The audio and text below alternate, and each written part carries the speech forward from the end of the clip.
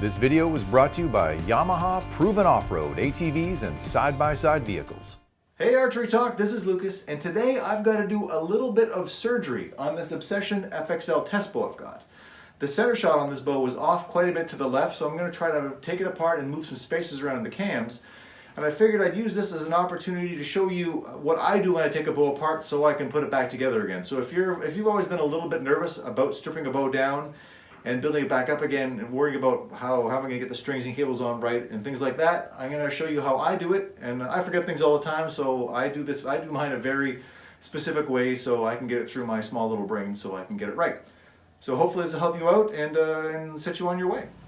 So what I do to make sure I can get everything back into the right place after I strip a bow apart is I label everything.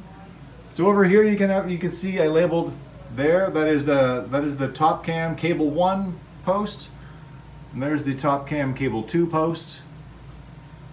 And I labeled the actual cable. There's cable 1, there's cable 2, and once again there's the bottom cam cable 2 post, and then the bottom cam cable 1 post is in there.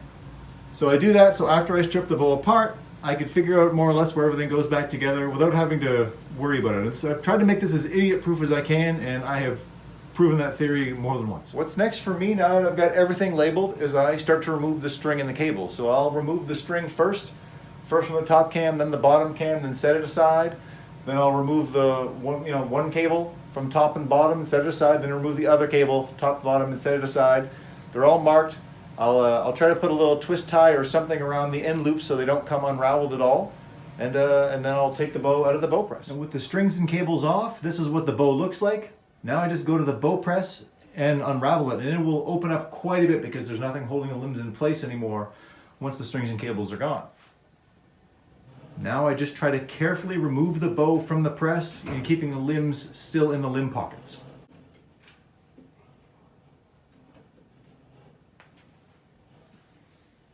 So what I need to do is kind of swap that spacer on that side of the cam out with that spacer on the other side of the cam.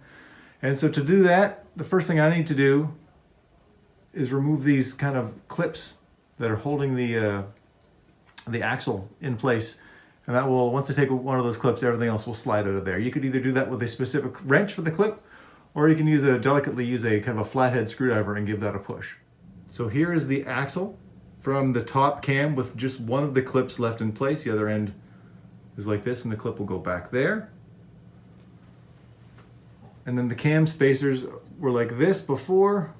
You can kind of see them in there on either side. I'm just going to flip this one, flip these on either side of the cam, and hopefully that'll give us enough space to fix our center shot. So I've switched the spacers now, and I've put the axles back through the limbs and the cams, and now it's time to put the bow in the press and try to put it back together again.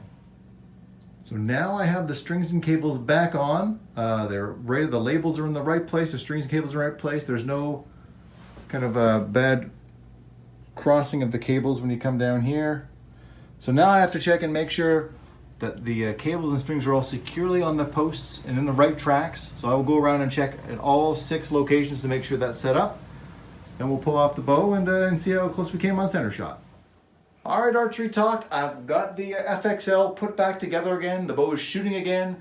No major worries. I still don't think my center shot is going to be quite fixed enough with that spacer flipping around. I'll have to order some separate spacers in and see if I can't get something, a better solution to my problem. But at least it's a demonstration to show you that you don't really have to fear taking your bow apart and putting it back together again.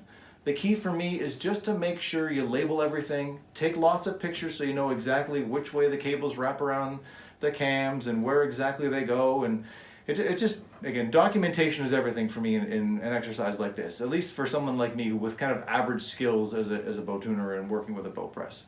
There are people that have a lot more experience than I do that won't have to worry about taking so many pictures and labeling everything quite as carefully. But for me, I'm working with, 6, 8, 10 different bows a year that I've got to tune that are all a little bit differently and a little bit different in their setup and design. So I lose track of things all the time. So that's why I keep such meticulous photos and labeling of everything. It helps me a lot. And hopefully it'll help you too. Thanks so much for watching Archery Talk, and we'll see you soon for some more videos.